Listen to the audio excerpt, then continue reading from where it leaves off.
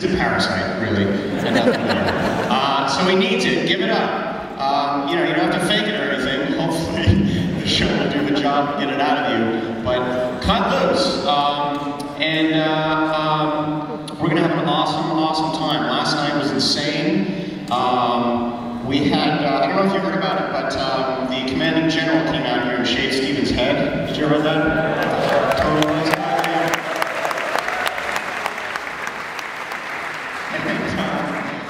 General Odierno had never done it, been concerned about it, and he wanted to practice. I had quite a lot of hair before I came here. Not anymore.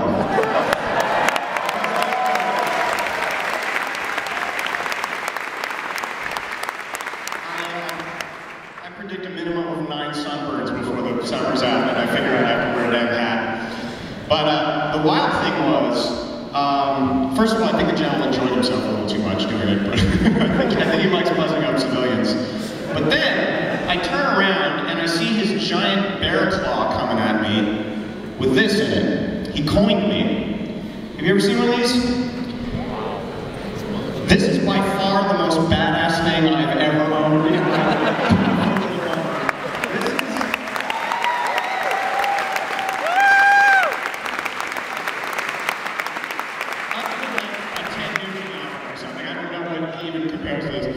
I don't know if you've seen, it's got the joint forces symbol in the front there, reserved for excellence. I feel like I should be allowed to go back to the States and like flash this to do whatever I want. I should be able to show up on crime scenes, like, yeah, I'll take it from here, guys. Barry Jordan got my head shaved by General Odierno. Yeah, that's right.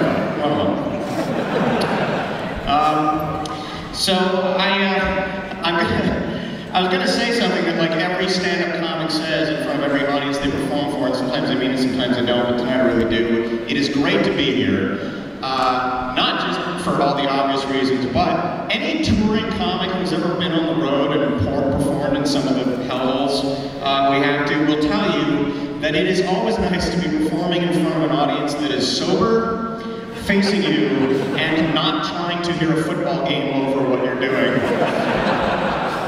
Some of these gigs are just, they're, you know, the truck stops and sports bars and stuff like that. A lot of times what they'll make you do when you go and you stand up in these little rooms is they'll have you do a joke off, which is where the, you know, after the stand-ups have done their show, they'll have, you have to bring people up from the audience and they'll like tell street jokes or whatever, and then whoever gets the most laughs, you have to give them a hat or a t-shirt from Zippies or Nipsters or whatever shithole you're in.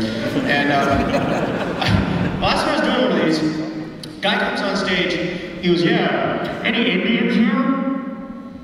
Long pause, and a voice out of the darkness goes, yeah. He goes, never mind. He got off stage. I handed him a shirt immediately. Congratulations, sir. You win for withholding whatever 13 jointed bigotry was about to spill out of your head.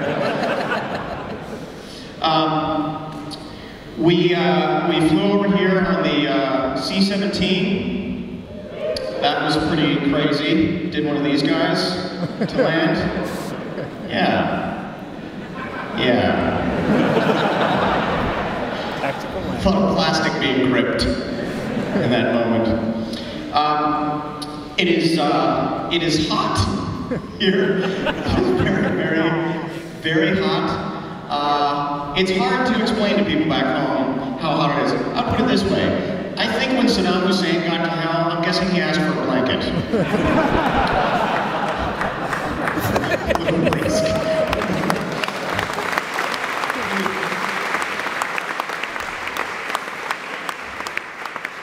Oh, I used to have the 2 ass cheeks until I hit one of your porta potties. I lost a lot of flesh in there. Nice palace too. This is pretty crazy. There's so much gold and colored marble in here. It's like you're watching an episode of The Real Housewives of New Jersey.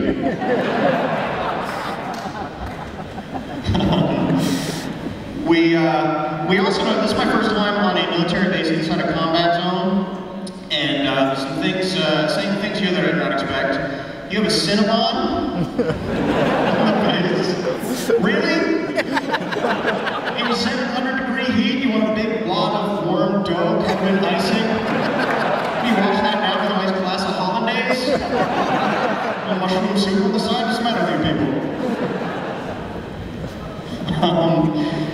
We also, typical comedy writers notice this, you got some of the other camps around here. You got Camp Slayer, right? Camp Striker. Are they all named after 80s hair bands?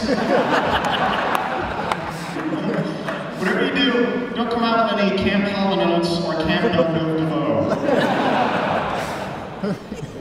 I also like the terminology that we wrote down here. We got this huge research packet before coming out that explains some of the things. The A bag, get your A bag, that's like your first, your primary bag. You get the B bag, that's like your second bag. And then the D bag, which is the embedded reporter whose ass you have to cover. Do I have that right? DFAC is the mess hall, right? FOB, forward operating base. And the chew is just a great place to learn what other people's sweat smells like.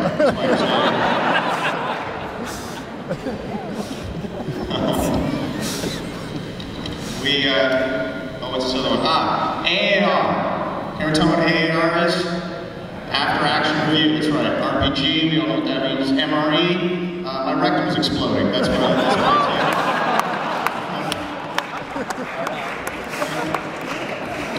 We're also, all of us are fascinated by hoo-ah, which we just learned like yesterday, that it comes from HUA, right? Like heard, understood, acknowledged, it's like short for that. Hoo-ah. Can I try it? Can I test drive it? Hoo-ah.